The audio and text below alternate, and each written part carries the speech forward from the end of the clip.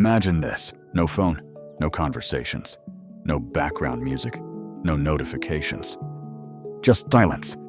Not for a few minutes, not for a day, but for 2 full weeks. 14 days, where the only sound you hear is the beating of your own heart, your footsteps on the floor, the hum of your breath, and eventually, even those seem to fade. Sounds peaceful? For some it is. But for most, the experience becomes unnerving, even haunting. Because when the external world goes quiet, the internal world gets loud. Silence isn't empty, it's a psychological mirror, and what it reflects can be fascinating, terrifying, and life-altering all at once. Let's break down what the science says happens when you subject your brain to complete silence, for hours, days, or even weeks. The first thing you notice? Your inner monologue explodes.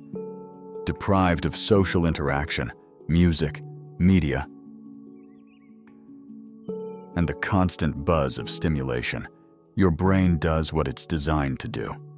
It creates stimulation. Thoughts become louder. Emotions bubble up. Memories long buried begin to resurface. You start hearing layers of your own thinking that you never noticed before. And that's not metaphorical. That's neurochemical. Studies have shown that during prolonged silence, the brain enters a default mode network, a resting state of internal awareness, where deep memory consolidation, reflection, and self-evaluation occur. It's the space where creativity is born, and where buried trauma often comes to visit. After 2 to 3 days of silence, some people report a strange shift. They begin to hallucinate.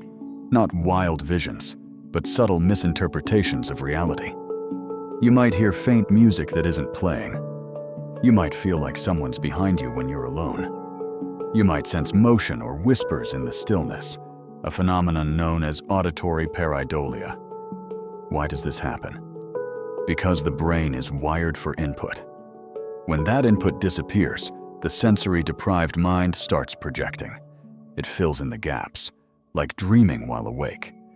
Some participants in extended silent retreats have reported vivid replays of childhood experiences, distorted sense of time, sudden waves of euphoria or grief, encounters with what feel like higher selves or dissociated versions of themselves. Silence, it turns out, can become a hallucinogenic environment.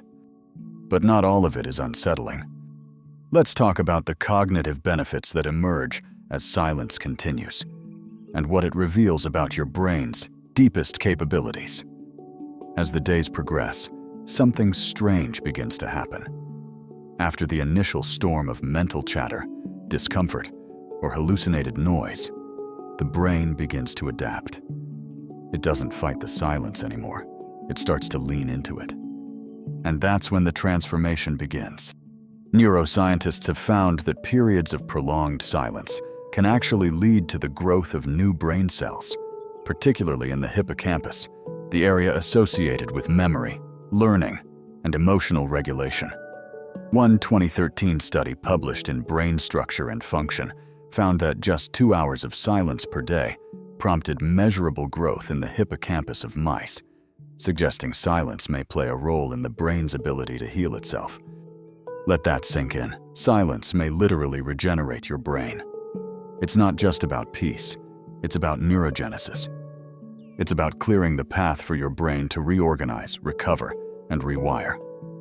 During silent periods, your prefrontal cortex, the decision-making, planning, and self-control hub, lights up with activity. You're not doing nothing. You're doing deep mental sorting, pruning old neural pathways, strengthening core ones, and resolving internal conflicts that daily noise normally drowns out. That's why some people come out of a 2-week silence retreat and say, "I feel like I finally know myself," or "I confronted something I didn't know I was running from." Because when the world is quiet, you're finally forced to listen to yourself, the deeper layers of you that are usually buried beneath scrolling, distractions, and daily chatter. But silence isn't just neurological, it's hormonal too. Extended silence has been shown to reduce cortisol, the body's primary stress hormone. With no constant stimulation, the body naturally downregulates its sympathetic fight-or-flight response. Your heart rate lowers, blood pressure normalizes, breathing deepens. In silence, your nervous system shifts from survival to restoration. And here's where it gets even creepier and more beautiful. People who experience total silence for long enough report a breakdown in the normal boundary between their thoughts and reality. It's as if they begin to observe themselves from outside themselves. It's a psychological state akin to ego dissolution, often only reported in advanced meditation, deep psychedelic experiences, or near-death encounters. Some describe it as terrifying, others as enlightening. You start to see how reactive your thoughts are, how much of your day is filled with mental noise you didn't invite. You begin to realize how little of what you think is truly you. That's the power of silence. It doesn't show you peace. It shows you truth. So what happens if you go full days in silence? You emerge with a different brain. Sharper, calmer, more self-aware, and perhaps more haunted, but also more free. For some, silence becomes addictive. They crave that clarity, that stripping away of all external programming. They realize how much of their personality had been shaped by noise, from music, ads, media, gossip, opinions. In silence, you get to meet the unedited version of yourself, but that can be jarring. Because silence doesn't ask questions. It answers them, whether you like it or not. And here's the final segment of your script. So what should you expect if you actually try this? The first few days are the hardest. Your mind will resist. You'll feel restless, anxious, and even panicked. Why? Because you've been conditioned to equate silence with danger. In evolutionary psychology, silence often meant isolation, being separated from the tribe, vulnerable, alone. That wiring still lives inside us. So don't be surprised if the first few days in silence feel like withdrawal, because they are.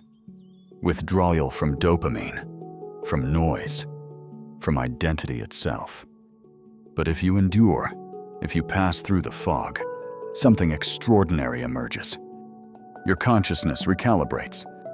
You begin to notice the micro movements of your body, the subtle rhythms of your breath, the quiet narratives running in the background of your mind. Things you used to ignore, like the rustle of leaves outside, the ticking of your own heartbeat, the rise and fall of emotions with no obvious cause, begin to mean something. You reconnect with the body, with sensation, with intuition. And for many, that's the moment when healing begins. You might cry for no reason. You might laugh at memories you hadn't recalled in years. You might feel afraid or profoundly still. All of it is normal. Because silence isn't just the absence of sound. It's the presence of everything you've been avoiding. And here's what makes it creepy and miraculous. Your brain doesn't go numb in silence. It doesn't shut down. It wakes up. The inner architecture of your identity, the beliefs, fears, traumas, dreams, projections, all rise to the surface. And you get to decide what stays and what dissolves.